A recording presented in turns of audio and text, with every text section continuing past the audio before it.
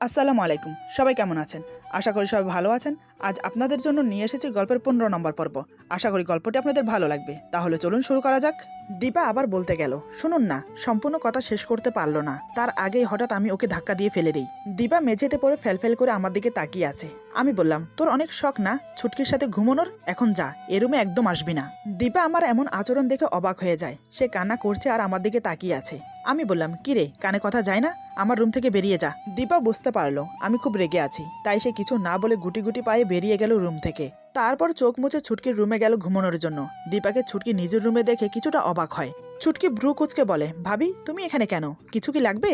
দীপা বলে, আসলে আমি এসেছি তোমার সাথে ঘুমোতে। ছুটকি বলে, আমার সাথে ঘুমোবে মানে?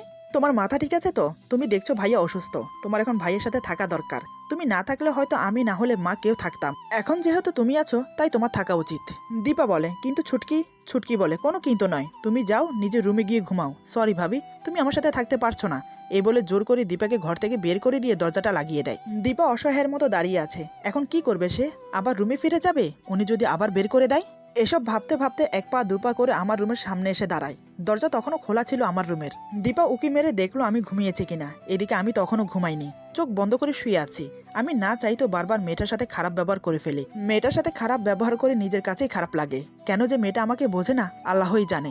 এদিকে দীপা আমার চোখ বন্ধ দেখে মনে করেছে আমি ঘুমিয়ে গেছি। এটা ভেবে সে গুটি গুটি পায়ে আমার রুমে এসে দরজাটা বন্ধ করে দেয়। তারপর আস্তে আস্তে করে আমার পাশে এসে শুয়ে পড়ল। দীপা যে রুমে এসেছে, দরজা লাগাচ্ছে, এমনকি আমার পাশে শুয়ে পড়েছে, সবকিছু আমি টের পাচ্ছি, কিন্তু কিছু বললাম না। কি বলবো, কারণ দোষটা আমার। আমার শরীর অসুস্থ, আমার বোঝা উচিত। আমি সেটা না করে উল্টো ওর সাথে খারাপ ব্যবহার করলাম। এদিকে দীপা আমার পাশে শুয়ে কান্না করছে। ওকে কান্না করতে দেখে নিজের কাছে খারাপ লাগছে। আমার বুকে ব্যথা, তাই বুকেও জড়িয়ে নিতে পারবো না, না হলে ঘুমের ভান ধরে জড়িয়ে ধরতাম। এদিকে মাথাটা খুব ধরেছে। ওর সাথে জোরে কথা বলে কিছুক্ষণ চুপ করে রইলাম, দেখি ওর কান্না বন্ধ হয় কিনা। কিন্তু না, সে একইভাবে কান্না করেই যাচ্ছে। আমি আর থাকতে না পেরে বললাম, দীপা প্লিজ লক্ষ্মীটি, কান্না করো না, আমার ভুল হয়ে গেছে, এবারের মতো ক্ষমা করে দাও। এমনিতেও মাথাটা ধরে আছে, তুমি এভাবে কান্না করলে একটু পরে মাথা ব্যথা শুরু হয়ে যাবে। এত কিছুর বলার পরেও দীপা কান্না বন্ধ করলো না, আরো দ্বিগুণ বেড়ে গেল।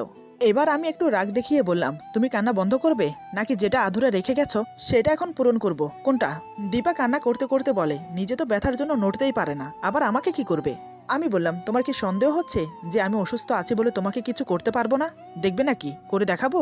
দীপা আমার দিকে তাকিয়ে বলে, একদম ফালতু কথা বলবেন না। নিজেকে কি ভাবেন? হ্যাঁ, সবসময় জোর করে সবকিছু হয় না, তাই চুপচাপ ঘুমান, রাত অনেক হয়েছে, আর একটা কথাও যেন না শুনি। আমি বললাম, আমি ঘুমোলে তুমি কি করবে শুনি? দীপা বলে, আমি রাত জেগে বসে থাকবো, কোনো সমস্যা? আমি বললাম, শুধু শুধু বসে থেকে লাভ কি? তার চেয়ে ভালো তুমি আমার মাথা টিপে দাও, আমার মাথাটা ধরে আছে।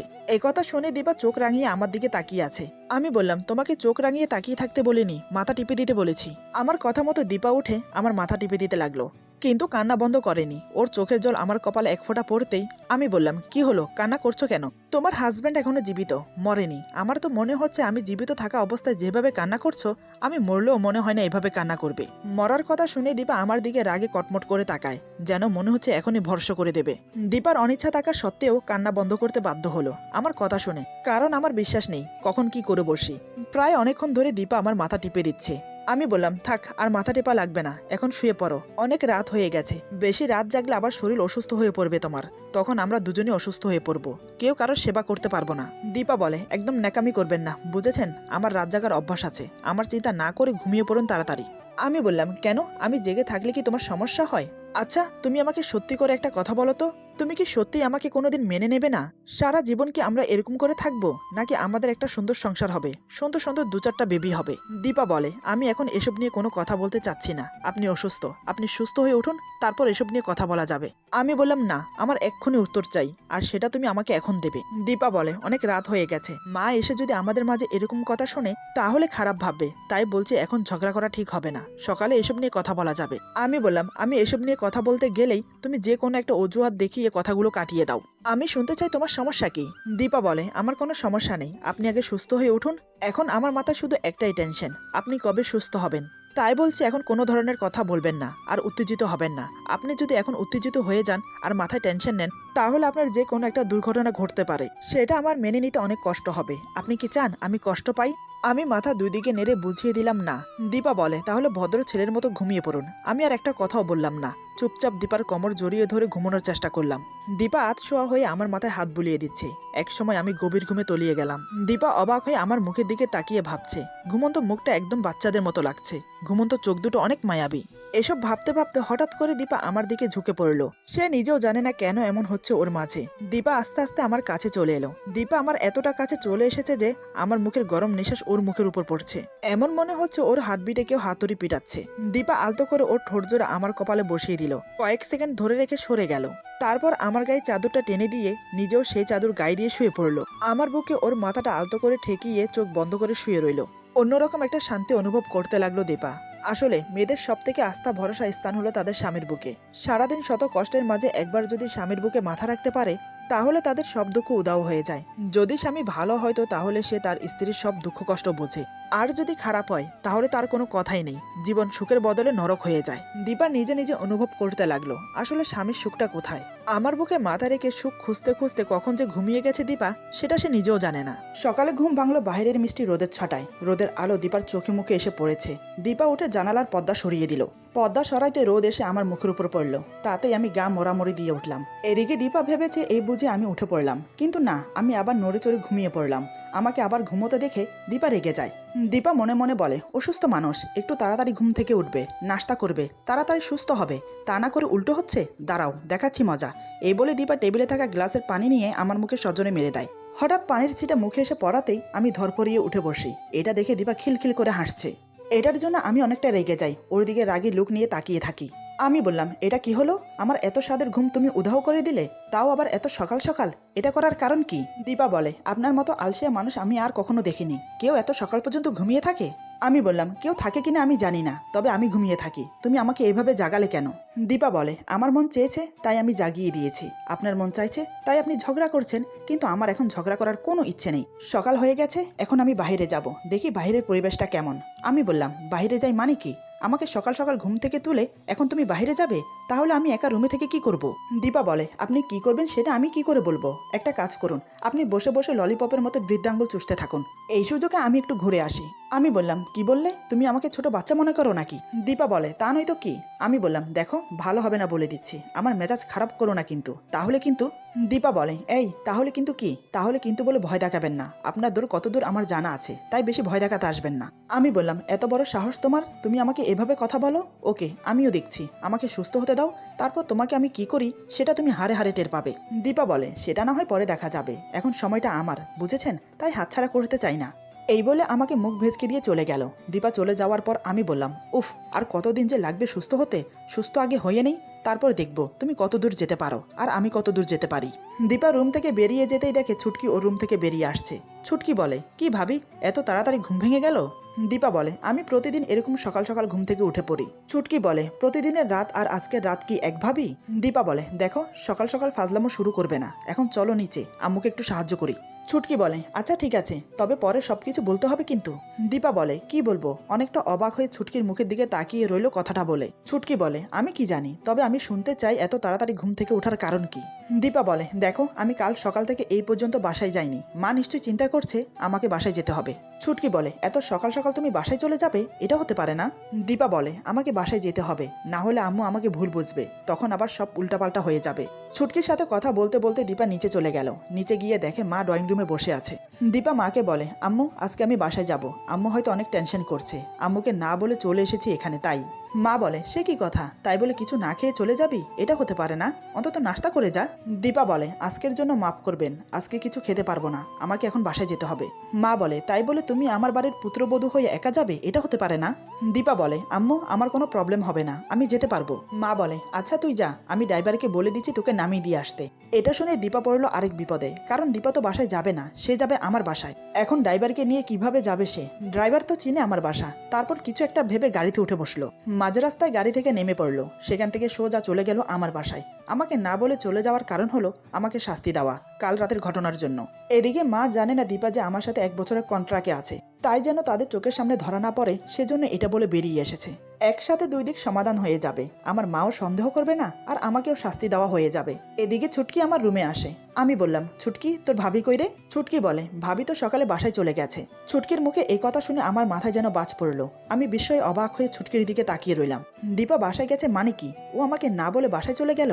ওর সাথে আমার ডিল হয়েছে, 1 বছর ও আমার সাথে থাকবে, আমার অনুমতি ছাড়া ও যেতে পারবে না। তাহলে আজ হঠাৎ এমন কি হলো যার জন্য আমার অনুমতি না নিয়ে চলে গেল? আমি বললাম, মানে কি বলছিস? এত সকাল সকাল কিভাবে বাসায় চলে গেল আর একা? ছুটকি বলে, আমি কিছু জানি না, আমি এত করে বললাম যে একটু পরে যাও, কিন্তু ভাবি আমার কোনো কথা শুনলো না। ভাবি বলে যে বাসায় নাকি অনেক টেনশন করছে আর দেরি করে গেলে ভুল বুঝবে, তাই চলে গেল। আমি বললাম, তাই বলে একা চলে যাবে? কাণ্ড জ্ঞান বলতে কিছু নেই। ছুটকি বলে, আমি কিছু জানি না, তবে চলে গেছে এটা জানি। এখন তোর কিছু লাগবে বল, আমি এনে দিচ্ছি। আমি বললাম, আমার এখন কিছু লাগবে না, তুই এখন আমার চোখের সামনে থেকে সরে যা। অনেকটা রেগে গিয়ে কথাটা বললাম। ছুটকি আমার কথা মতো চলে গেল। ছুটকি চলে যাওয়ার পর আমি বললাম, ওর এত বড় সাহস, আমাকে না বলে চলে গেল। আমাকে বলে গেল যে বাইরে থেকে আসছি, এই বলে আমাকে ফাঁকি দিয়ে বাসা থেকে চলে গেল। দাঁড়া দেখা পাই, তারপর মজাটা বোঝাবো। রাগের চোটে আমার পুরো শরীর কাঁপছে, নিজের রাগ আর কন্ট্রোল করতে পারছি না, তাই ঘরের জিনিসপত্র ভাঙা শুরু করলাম। ওর এত বড় সাহস, আমাকে না বলে বাসায় চলে যায়। রাগের চোটে মনে হয় মাথাটা ফেটে যাবে। উফ, আর কিছু ভাবতে পারছি না। আবার মাথা ব্যথা শুরু হয়ে গেল আমার। 2 হাতে মাথা চেপে বিছানার উপর বসে পড়লাম। এদিকে দীপা আমার বাসায় পৌঁছে লম্বা একটা ঘুম দিল। দুপুরের দিকে ঘুম থেকে উঠে ঘর দুয়ার পরিষ্কার করে গোসল করে নিল। হালকা পাতলা কিছু খেয়ে বেলকনিতে দাঁড়িয়ে ভাবতে লাগলো, কাজটা কি ঠিক করলাম? ওনাকে না বলে চলে এসেছি, আমার উপর রাগ করে আবার কোনো কিছু করে বসবে না তো? উফ, কেন যে না বলে আসতে গেলাম। এতক্ষণে ছুটকি হয়তো বলে দিয়েছে আমি বাসায় চলে গেছি। এটা শুনে নিশ্চয়ই আমার উপর রেগে ফায়ার হয়ে আছে। এদিকে ছুটকি আমার কাণ্ড দেখে মাকে ডাকতে চলে গেল। ছুটকির কথা শুনে মা দৌড়ে উপরে চলে আসলো। এসে দেখে পুরো ঘর লন্ডভন্ড হয়ে আছে, জিনিসপত্র ভেঙে চুরে এদিক ওদিক ছিটিয়ে আছে। এসব দেখে মা অবাক হয়ে বলে, এরকম পাগলামো করছিস কেন? কেন বুঝতে পারছিস না তুই অসুস্থ? এই সময় এতটা উত্তেজিত হওয়া ঠিক না। আমি বললাম, আমি কি পাগলামি করলাম? ও আমাকে না বলে চলে গেল কি জন্য? আমাকে বললে তো পারতো, আমাকে বললে আমি কি যেতে দিতাম না? মা বলে, তুই এটা ভুলে যাস না, ওর উপর একটা পরিবারের দায়িত্ব আছে, আর তুই ওকে কিভাবে বিয়ে করেছিস সেটা তুই খুব ভালো করেই জানিস। ওর পরিবারের কেউ জানে না এই বিয়ের কথা। মেয়েটা গতকাল থেকে সারা দিন সারা রাত এখানে ছিল। ওর মা নিশ্চয় টেনশন করছে ওর জন্য। আর রুমের একই বেহাল অবস্থা করেছিস, সবকিছু ভেঙে ফেলেছিস কেন? আমি চুপচাপ মাথা নিচু করে বিছানায় বসে আছি, কারণ মা এখন অনেক রেগে আছে। এখন কিছু বলা ঠিক হবে না, যদি কিছু বলি তাহলে উল্টাপাল্টা হয়ে যাবে সবকিছু। মা বলে, কি হলো এখন আমার কথার উত্তর দিচ্ছিস না কেন? খুব তো বকবক করছিলি। ছুটকি বলে, আরে আম্মু তুমিও কি ভাইয়ের মতো পাগল হয়ে গেলে নাকি হয়তো? ছুটকিকে থামিয়ে দিয়ে মা বলে, তোকে এখানে কোনো কথা বলতে বলিনি, তুই যেটা করছিলি সেটা কর। ছুটকি আর কিছু বলার সাহস পেল না, চুপচাপ ওখানেই দাঁড়িয়ে রইল। মা বলে, আর তুই এটাও ভুলে গেছিস তুই এখন অসুস্থ? তোর এই শরীরে এতটা উত্তেজিত হওয়া শরীরের জন্য ভালো হবে না। এত রাগ কোত্থেকে আসে? মেয়েটা এখন চলে গেছে, বিকেলে নিশ্চয়ই আবার আসবে। এমনটা তো নয় যে ও তোকে ছেড়ে একেবারে চলে গেছে। কিছু বলছি না বলে মাথায় চড়ে বসেছিস? আমি শুধু চুপচাপ মায়ের বকা খেয়ে যাচ্ছি, কিছু বলছি না। মা কিছুক্ষণ বকা দিয়ে রুম থেকে বেরিয়ে গেল। মা বেরিয়ে যাওয়ার সাথে সাথে ছুটকি শুরু হয়ে গেল। ছুটকি বলে, এখন দেখ কেমন লাগে। তোকে আগেই বলেছিলাম বেশি রকম মাতামাতি করিস না, সুযোগ পেলেই ভাবি আবার চলে আসবে, কিন্তু তুই সেটা শুনলি না। ছুটকিও কিছুক্ষণ কথা শুনিয়ে চলে গেল। আমি সেখানে নিস্তব্ধ হয়ে বসে আছি। কি হচ্ছে আমার সাথে আমি নিজেও জানি না। সবাই দেখছি দীপার পক্ষ নিয়ে কথা বলছে, আমার দিকটা কেউ দেখছে না। আমি কি ভুল কিছু বললাম? আমাকে অন্তত বলে যেতে পারতো। আমি স্বামী হিসেবে কি আমার কোনো অধিকার নেই জানার? এতটুকু কি যোগ্যতা নেই আমার? কিন্তু আরেকটা কথা থেকে যায়, দীপা 1 বছরের কন্ট্রাক্টে আমার কাছে আছে। ওর মা ভাই টেনশন করার তো কোনো প্রশ্নই আসে না। তাহলে ও চলে গেল কেন? আমি আর ভাবতে পারছি না। এই মেয়েটা আমাকে প্রতি পদে পদে কষ্ট দেবে। দীপা কি বুঝতে পারে না এই মুহূর্তে ওর সঙ্গ আমার কতটা প্রয়োজন? ও কি বুঝতে পারে না আমি ওকে কতটা ভালোবাসি? সব ভালোবাসি কি মুখে প্রকাশ করে বলতে হয়? এদিকে দীপা আমার জন্য অস্থির হয়ে ছুটকিকে ফোন দিল, কারণ আমার ফোন হারিয়ে গেছে, তাই আমাকে ফোন দিতে পারছে না। কিছুক্ষণ রিং হওয়ার পর ছুটকি ফোন রিসিভ করে বলে, আরে ভাবি তুমি কোথায়? এদিকে তো সর্বনাশ হয়ে গেছে। ছুটকির মুখে এই কথা শুনে দীপা কিছুটা ঘাবড়ে যায়। দীপা কাপা কাপা গলায় বলে, কি হয়েছে? তোমার ভাইয়ের কিছু হয়নি তো? এরপর ছুটকি সকালের সব ঘটনা খুলে বলল। সব কথা শুনে দীপা ভয় পেয়ে যায়। দীপা বলে, এখন কি হবে ছুটকি? উনি তো আমাকে আস্ত রাখবে না। ছুটকি বলে, তোমার অন্যায় হয়েছে ভাবি, অন্তত ভাইয়াকে বলে যাওয়া উচিত ছিল তোমার, তাহলে আর এত কাণ্ড হতো না। দীপা বলে, আমি আমার ভুলটা বুঝতে পারছি, সত্যি আমি অনেক বড় ভুল করেছি, কিন্তু এখন উপায় কি সেটা বলো। ছুটকি বলে, এখন আর কিছু করার নেই, ভাইয়া এমনিতেও রেগে আছে, বোঝালে সে বুঝবে এমনটা কিন্তু না। তুমি ভাইয়াকে খুব ভালো করে চেনো, তারপরও যে কেন ভুলটা করতে গেলে, এখন তুমি যেভাবেই হোক বিকেলের দিকে চলে আসো। দীপা বলে, না বাবা, যে মার খাওয়ার কোনো শখ নেই, তোমার ভাইয়ের হাত হাত নয় লোহা। ছুটকি কিছুটা অবাক হয়ে বলে, ভাবি তার মানে ভাইয়া তোমাকে মেরেছে? দীপা বলে, মারেনি আবার, সেটা আবার বলতে, একটুখানি ভুল করলেই মারে, তবে ওনার কোনো দোষ নেই, দোষটা আমার। উনি আমাকে যেটা করতে নিষেধ করে আমি সেটা আরো বেশি করে করি। ছুটকি বলে, তাহলে ঠিক আছে, এখন আবার দ্বিতীয়বার মার খাওয়ার জন্য তৈরি হয়ে যাও, জলদি বাসায় চলে আসো। দীপা বলে, তুমি আমাকে জেনে শুনে বাঘের মুখে ঠেলে দিচ্ছ, এটা কিন্তু ঠিক না। ছুটকি বলে, বিকেলে আসলে আমার মনে হয় না তেমন কোনো ঝামেলা হবে, কিন্তু যদি কাল আসো তখন আমি জানি না কি হয়, রাগটা হয়তো আরো দ্বিগুণ হয়ে যাবে। আমি তো বলে রেখেছি ভাবি বিকেলের দিকে চলে আসবে, অন্তত আমার মানটা রাখো। আর মা তো আছেই তোমাকে বাঁচানোর জন্য, চিন্তা কিসের, চলে আসো। দীপা একটা বড় করে নিঃশ্বাস ফেলে বলে, ঠিক আছে আমি এখনই আসছি। এই বলে ফোনটা কেটে দিয়ে বেরিয়ে পড়লো আমার বাড়ির উদ্দেশ্যে। অন্যদিকে আমি ক্লান্ত হয়ে ঘুমিয়ে পড়েছি। কিছুক্ষণের মধ্যেই দীপা আমাদের বাসায় চলে আসলো। মনের ভিতর একরাশ দুশ্চিন্তা আর ভয় নিয়ে বাড়ির ভিতর প্রবেশ করলো। মা তখন ড্রয়িং রুমে বসেছিল। দীপাকে আসতে দেখে মা বলে, কি রে মা, কেমন আছিস? মুখ দেখে তো মনে হচ্ছে কিচ্ছু খাসনি, এদিকে আয়, আমি খাবার বেড়ে দিচ্ছি। দীপা মনে মনে বলে, কি করে খাই মা, একটু পরে তো জমের সাথে মোকাবেলা করতে হবে, মুখ দিয়ে কি আর খাবার নামে? দীপা বলে, না মা, আমি খেয়ে এসেছি। মা বলে, দাঁড়া, আমিও তোর সাথে যাচ্ছি উপরে, এমনিতে ছেলেটা অনেক রেগে আছে তোর উপর। দীপা মাকে থামিয়ে দিয়ে বলে, না মা, আপনাকে যেতে হবে না, উনি যতই রেগে থাকুক আমাকে কিছু করবে না। মা বলে, এতটা বিশ্বাসের সাথে কিভাবে বলছিস মা? দীপা বলে, কারণ মা আপনি আছেন এখানে, তাই ওনার সাহস হবে না আমাকে কিছু বলার, আপনি চিন্তা করবেন না। এই বলে দীপা গুটি গুটি পায়ে উপরে এলো। যতই মাকে বলুক না না আসতে, কিন্তু মনে মনে ঠিকই ভয় পাচ্ছে। আমার রুমের দরজা খোলাই ছিল, আমি তখনও ঘুমাচ্ছিলাম। দীপা ধীর পায়ে রুমে প্রবেশ করে দরজা লাগিয়ে দিল। আমি ঘুমাচ্ছি দেখে ডাকার সাহস পেল না, তাই চুপচাপ আমার মাথার পাশে বসে পড়ে। আলতো করে আমার মাথায় হাত রেখে কপাল একটা চুমো দেয়। তারপর আমার বন্ধ চোখের দিকে তাকিয়ে বলে, সরি, আমার উচিত হয়নি আপনাকে এভাবে রেখে যাওয়া, সত্যি আমি অনেক বোকা। এই বলে দীপা আমার পাশে আধশোয়া হয়ে আমার মাথাটা ওর বুকের সাথে চেপে ধরে। এদিকে দীপা আচমকা আমার মাথা চেপে ধরাতে আমি মাথায় ব্যথা পাই। তাতেই আমার ঘুম ভেঙে যায় আর আমি ব্যথায় কুকিয়ে উঠি। দীপা তৎক্ষণাৎ আমাকে ছেড়ে দিয়ে আমার মাথায় হাত বুলিয়ে বলে, সরি সরি, আসলে আমি বুঝতে পারিনি, বেশি লাগেনি তো? এই বলে জিজ্ঞাসা চোখ নিয়ে আমার দিকে তাকিয়ে আছে। আমি রাগান্বিত মুখ নিয়ে ওর দিকে তাকিয়ে আছি। ওর চোখের দিকে তাকিয়ে দেখলাম চোখ দুটো জলে চকচক করছে। দীপা কান্না মুখ হয়ে আমার দিকে তাকিয়ে আছে, যে কোনো সময় কান্না করে দেবে। আমাকে অমন করে তাকিয়ে থাকতে দেখে দীপা বলে, আমি জানি আপনি আমার উপর রেগে আছেন, কিন্তু কি করব বলুন, আপনার আর আমার মাঝে যে 1 বছরের কন্ট্রাক্ট হয়েছে সেটা নিশ্চয়ই মা আর ছুটকি জানে না। যদি জানতে পারে তখন কি হবে ভেবে দেখেছেন? তখন আপনি কি কৈফিয়ত দেবেন? আমি চাই না আর কোনো ঝামেলা বাড়ুক, তাই আমি অজুহাত দিয়ে আপনার ওই বাসা থেকে ঘুরে এসেছি। সেখানেও ঘরদুয়ার অগোছালো ছিল, সেটাও পরিষ্কার করে আসলাম। আর এতটুকু বলে দীপা আর বলতে পারছে না, ভয় কুকড়িয়ে গেল। আমি ওর মুখের দিকে তাকিয়ে বললাম, আর কি বলো, চুপ হয়ে গেলে কেন? দীপা আমার চোখের দিকে তাকিয়ে বলে, মারবেন না তো? আমি বললাম, সত্যি করে বলো আর কি? দীপা আমতা আমতা করে বলে, ইয়ে মানে আপনাকে একটু শাস্তি দেওয়ার জন্য না বলে চলে গিয়েছিলাম, কালকে রাতের ঘটনার জন্য। ওর কথা শুনে আমি চোখ ছোট ছোট করে ওর দিকে তাকিয়ে রইলাম। দীপা প্রহর গুনছে, আমি কি করি এখন সেটা ভেবে। আমি বুঝতে পারছি ও খুব ভয় পাচ্ছে আমাকে, তাই খুব নরম সুরে বললাম, এমনটা আর কখনো করবে না, যেখানে যাবে বলে যাবে। তুমি জানো আমার কতটা টেনশন হচ্ছিল। এই বলে দীপার হাত ধরে বললাম, তোমার এমন আচরণে আমি খুব কষ্ট পাই, আমাকে কষ্ট দিতে তোমার ভালো লাগে? দীপা দুই দিকে মাথা নেড়ে বলে, না।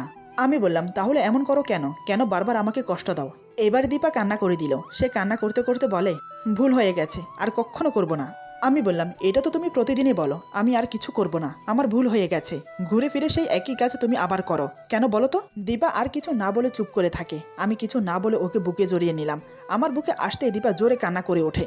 ওর মুখটা আমার গলার কাছে গুজে দিয়েছে। আমি এক হাতে শক্ত করে ওর মাথা চেপে ধরে অন্য হাতে ওর কোমর ধরে নিজের আরো কাছে টেনে নিলাম। মাথায় আলতো করে একটা চুমো দিলাম। দীপার মাথা তুলে ওর ভেজা চোখে চুমো এঁকে দিলাম। দীপা অশ্রুসিক্ত নয়নে আমার চোখের দিকে তাকিয়ে আছে। ওর ঠোঁট তিত্তির করে কাঁপছে, যেন আমাকে ডাকছে। আমি ওর কাপা ঠোঁটে আলতো করে চুমো খেয়ে নিজের দখলে নিয়ে নিলাম। ওর নিচের ঠোঁটে আলতো করে কামড় দিয়ে চুষতে শুরু করলাম। দীপা কেঁপে ওঠে, আমার টি শার্ট খামছে ধরে। কিছুক্ষণ অতিবাহিত হওয়ার পর দীপা নিজেকে ছাড়িয়ে আমার চোখে চোখ রেখে বলে, এখন আর না, আপনি সুস্থ হয়ে নিন, তখন যত মন চায় তত দেব, একটুও না করব না। আমি বললাম, এই বলে ওর নাকে নাক ঘষতে থাকে। দীপা চোখ বন্ধ করে অনুভব করছে আমার পরশ। হঠাৎ দরজা খুলে যে আসলো তাকে আমরা একটু আশা করিনি, আর যে এসেছে সে যা বলল তা শুনে দুজনে স্তব্ধ হয়ে গেলাম। লজ্জায় মুখ লুকাতে পারছি না দুজনে কোথাও, এমনটা হবে ভাবতে পারিনি। এরপর যা হলো, আজকের গল্প এখানে সমাপ্ত। গল্পের বাকি অংশ পেয়ে যাবেন আগামী পর্বে। আশা করি গল্পটি আপনাদের ভালো লাগবে। বন্ধুদের সাথে বেশি বেশি করে শেয়ার করবেন। সবাই ভালো থাকবেন, সুস্থ থাকবেন। আল্লাহ হাফেজ।